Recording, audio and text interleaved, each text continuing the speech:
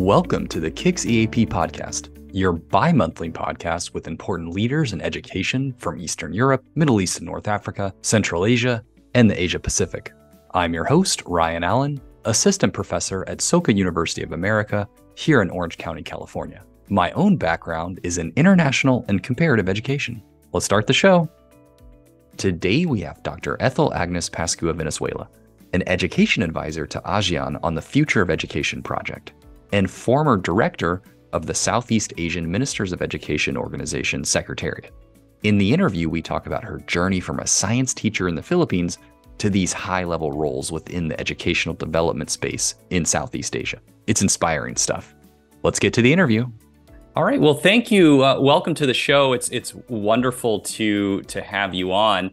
I'm just going to jump right into it. If we can, you're originally from the Philippines. Can you maybe talk a little bit about your educational background? I see you have an MA in science education from Philippine Normal University and a doctorate from De La Salle University. Was the vision to always get into development work? Because I've noticed sometimes my students in education, maybe they don't quite see the connection between sort of what they're doing or their conceptions of education to development work. So can you maybe talk about that a bit? Thank you very much, Ryan. This is Ethel Agnes Pascua-Valenzuela. Yes, I am from the Philippines. I started my journey as an educator, as a secondary school teacher. I handled English and biology for many years and then moved to the university, De La Salle. And then I also handled English and sciences, natural sciences, biology. And after that, after spending almost 10 years in school, I went to the Commission on Higher Education Philippines. This is like a Ministry of Higher Ed in other countries.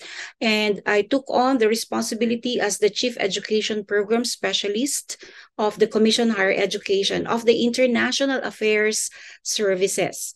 So at that time, Commission on Higher Education was very new after trifocalization reform in the Philippines. So I was able to set up the goals, the mission and vision along with the policymakers at the time. I stayed at the Commission on Higher Education for 10 years, and this gave me a link to the regional organizations such as SEAMEO, ASEAN, and all other bodies, UNESCO, UNICEF. And I started collaborating with them since 1995. So that is a very good experience for me, from the school to the Higher Education Commission, and taking care of internationalization of the Philippines in higher ed. So I work a lot on policy development because it was very new. Internationalization of higher education was very new. I was able to develop the concept, the roadmaps, and the framework for internationalizing Philippine higher ed, from the policies on academic exchanges, mobility, and attending to all other regional meetings of UNESCO, UNICEF, ratification of convention, including the work on the higher education mobility, international practicum programs, and internship programs overseas of our Filipino students. After CHED, I was invited to join SEAMEO. It's a regional organization of ministers of education. So after 10 years at CHED, I decided to move to a regional organization. And at that time, I was head of the educational research and innovation at SEAMEO Inotech in the Philippines. I also stayed for 10 years, almost 10 years. And, I was responsible for doing all the regional researches, all the regional policy notes, policy briefs for ministries of education around the region. And thereby, I was able to meet a lot of ministers, high officials, and senior education officials. I also continue on with my work with UNESCO, even at SEAMEO Inotech. I handled many of their projects on ICT, teaching competence standards, digital kids, and many more. So after SEAMEO Inotech, I moved to SEAMEO Secretariat in Bangkok, Thailand, as deputy director, and then as the first woman director in 2019. So it's a long journey. It's like 17 years at the SEAMEO family. And I'm very happy about my journey from being a school teacher to, helping out in policymaking in higher ed, and now helping out in regional policymaking through SEAMEO and other bodies. So that's it, Ryan. That's my journey.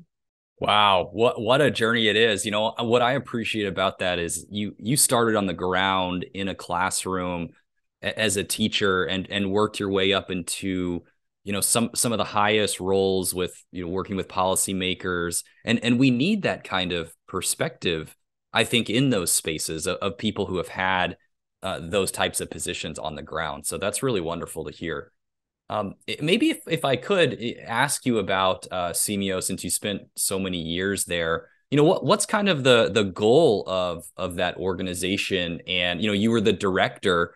What does the day-to-day look like for you when you're doing that kind of role? You said you're potentially meeting with people from ASEAN or maybe ministers of education. Can you maybe talk a little bit about that? Thank you, Ryan. So at SEAMEO, we promote regional cooperation in education, in science, and culture.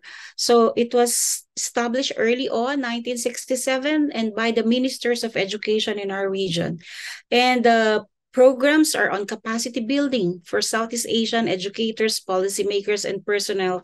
And you have to support that with research and development. So I do also a lot of researches like competency standards for Southeast Asian teachers, ECCE, early childhood care education for Southeast Asian teachers, quality indicators, to name a few, and basically pushing for a regional agenda. And since I started, I was more into the education for all. I did the education for all assessment of the Philippines when I was with SEAMEO Innotech. And then I moved to Bangkok, where I do the Sustainable Development Goals, especially number 4.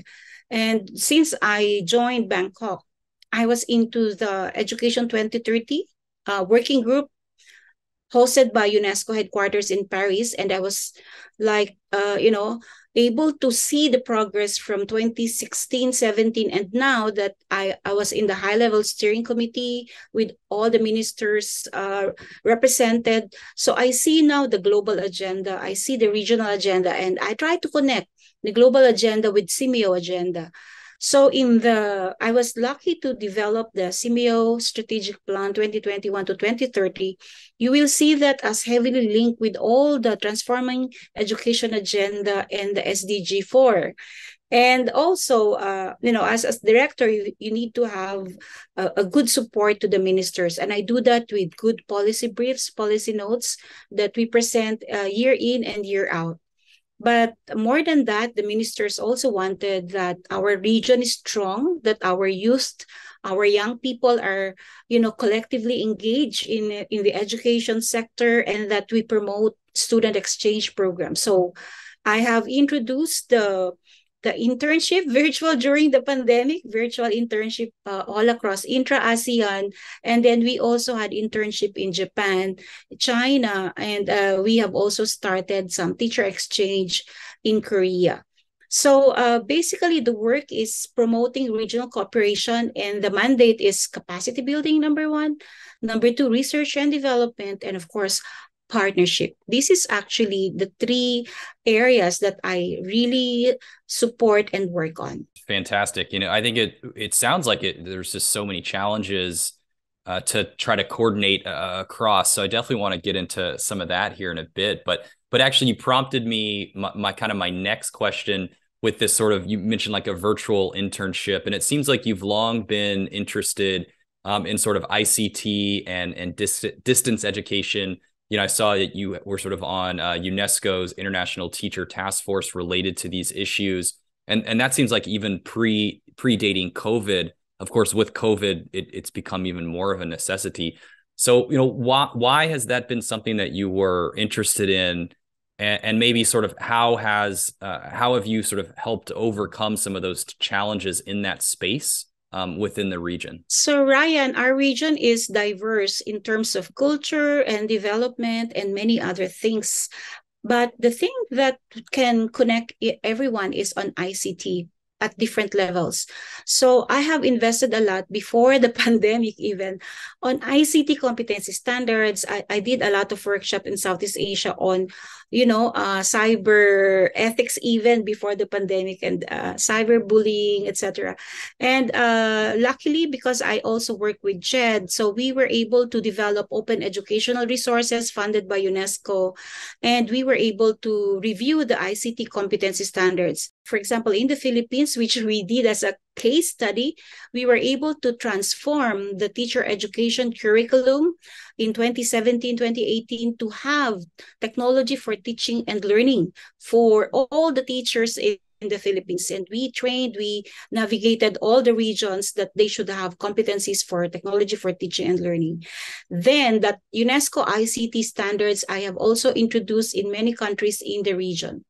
However, as I said earlier, like higher connectivity in Singapore, in Malaysia, or in Thailand, Indonesia, maybe like Philippines. And when we talk about Laos, when we talk about Myanmar, when we talk about Vietnam and Cambodia, this is not happening at the same pace as the others. So I combine, innovation, I need to innovate. Things can be delivered not just online, but also offline. So we have developed modules and delivered it in Timor-Leste during the pandemic, really delivering all of these written modules that will help them adjust. Like this, online modality is not okay. So let's have a hybrid system for training teachers. So then, with funding from UNESCO and some partners, so I was able to develop a lot of materials, open educational resources, and during the pandemic, we were able to use many of them. So the thing is that, as a leader, you should not just focus on what you have. You should have a look at the innovation and partnership. We know the challenges facing the countries in our region, but we should also be able to address the needs of the teachers who are left behind. So that's why the biggest call here is, leaving no one behind. And that is precisely using appropriate technology or other systems to address the education ecosystems that we have, and to take fully into account all the situation happening in our country. And we were able to have even our first ministerial meeting virtually online on June. I asked the ministers, let's have a meeting. There is COVID pandemic. Let's have a meeting, and almost perfect attendance. When we have our face-to-face meeting, maybe others are representatives, but during the pandemic, I was so glad to have, provided a platform where all of us can share and see each other. And then they are almost perfect attendance during the pandemic in the ministerial meeting. We will continue this way in, ICT, equipping all the schools, the teachers with the right technology will always be our focus. And one of the flagship programs I have introduced is the border school projects, that those who are really in the marginalized, disadvantaged communities, schools, should have appropriate training on technology use online and offline. And we were able to cover a lot of students, even during the pandemic, almost 3,000 students from, Thailand, Laos, Cambodia, and we were able to also cover Myanmar border and the Philippines. So I was happy about the border school project I have introduced. And the exchange program, there is an application that I have studied carefully, and we have developed the virtual internship application and put all the universities and colleges there. And, we're able to reach over 2,000 students that they can still do internship with, virtual reality and other platforms that they can still be engaged in different universities and industries over the course of time. Well, so everything we have to adjust based on the country, the preparation, and do a lot of communication, working with them online and offline.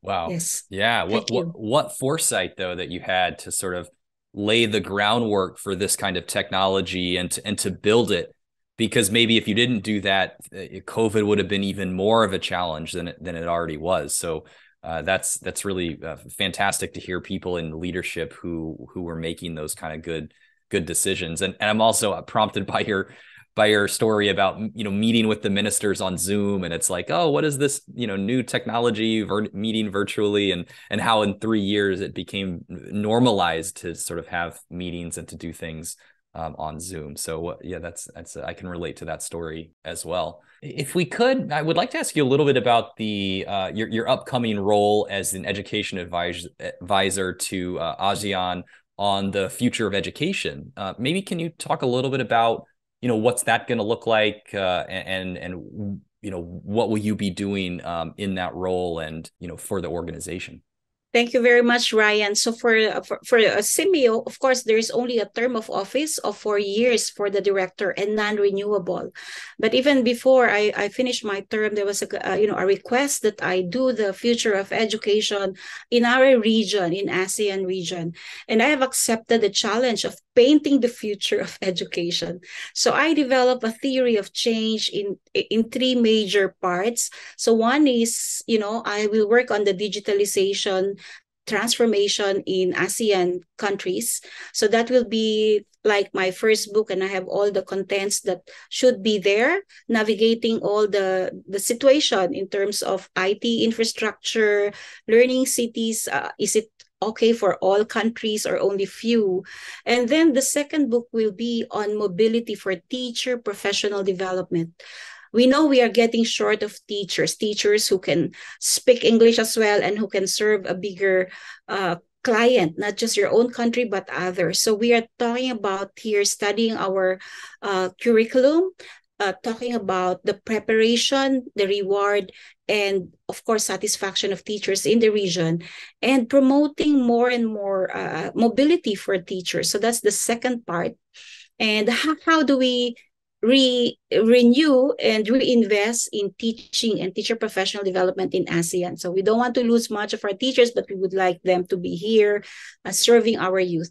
And the third book would be on ASEAN 2050. It will talk about, the bigger goal of ASEAN community, of global citizenship, education, climate change, happening in ASEAN. A lot of new things are in the third book.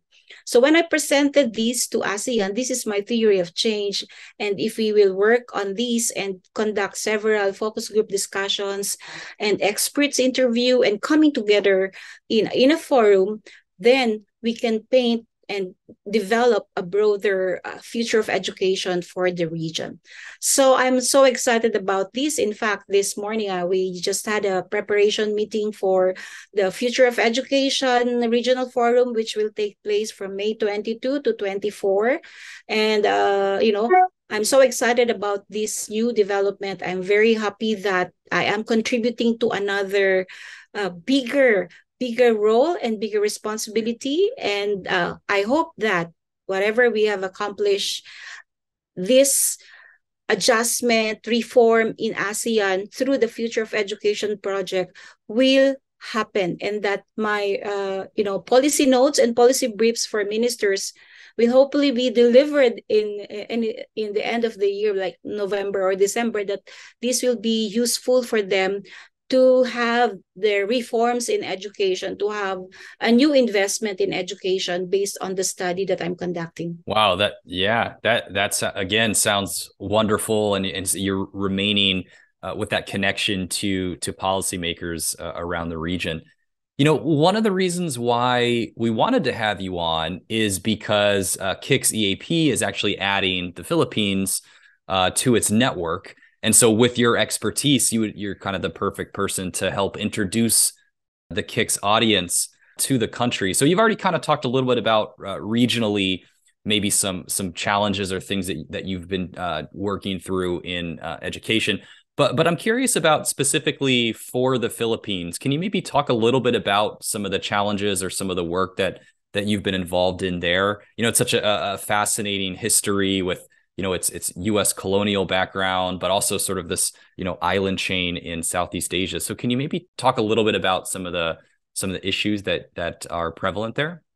That's a very good question, Ryan. So I'm back here in the Philippines finally after 7 years. And as you see, I have witnessed a lot of transformation in education. So if you don't know, in the early years, like 2011 to 2013, we have revised our curriculum based on the different studies on regional equivalency and mutual recognition. We have to add 2 more years in our basic education. And I was one of those who helped in the K-12 reform program in curriculum review in Southeast Asia. After that, now it was implemented. So I come here after implementing the K-12 reform. This new government is now reviewing the change in the curriculum of K-12, whether this new curriculum really work, and if it's not working, why? So last month, there was a launch of the Basic Education Reform Agenda, BER. I was there with the Vice President of the Philippines, Her Excellency Sara Zimmerman Duterte, and there was also the President of the Philippines in the launch of Basic Education Reform Agenda. So they will be tackling about all the challenges in the Philippine educational system, from curriculum, from teacher quality, and our low performance in assessment. So 3 big things that we have to assess: quality. Kids are finding difficulty in reading. We have to address that one. And our mother tongue, we are using English and Filipino, and kids are used to combine them as Taglish, like Tagalog and English. So some are more fluent in Taglish and not in pure English or in pure Filipino. So we're addressing all of those problems. Luckily, Ryan, I did not leave the Philippines. I'm still working as a technical panel of expert of the Commission Higher Education since 2006 up to now on transnational and distance education. So in higher education, last year up to early this year, I have developed capacity building programs for the Commission Higher Education for the policymakers on transnational higher ed. We would like to set up our own education hub like Singapore Global Schoolhouse, like Korea's Incheon Global Campus, like all the Edu City of Malaysia. We are getting there. We're trying to support the new law on transnational higher ed in the Philippines. And I was lucky to be asked by the Commission on Higher Education to handle that project. And it's, I'm wrapping up that project. It's almost complete. And we had capacity building 2 sessions and 2 sessions overseas. So it was like a very good transition for me to always remember the needs of my country, from basic education to higher education. I'm still in the Philippines, even though I work in Bangkok. I attend a lot of meetings.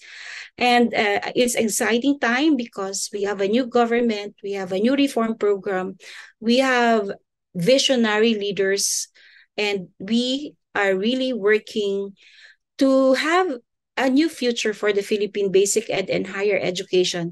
An education that will work for everyone, inclusive, that's what we want, but of good quality.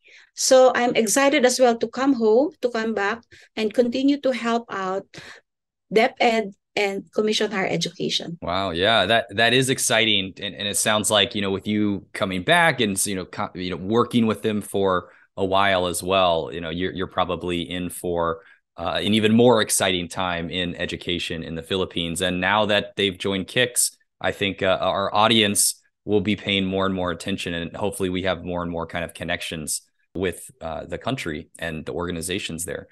I think we're kind of coming to the close of the interview. Thank you for joining me, but I just have one final question.